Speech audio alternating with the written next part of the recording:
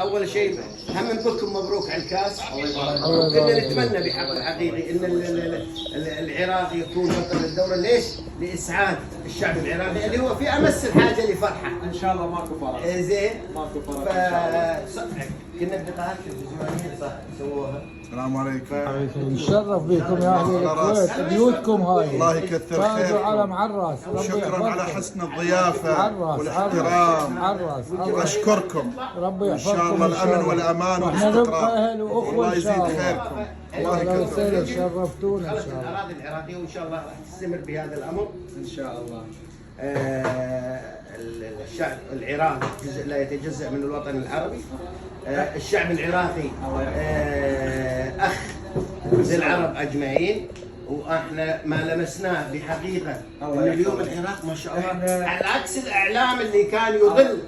زين احنا من زمان مفتقدينكم، من زمان كنا نتمنى نشوفكم، واحنا بالعراق احنا من زمان بودنا نرجع للحضن العربي، ودنا نرجع لاهلنا العرب.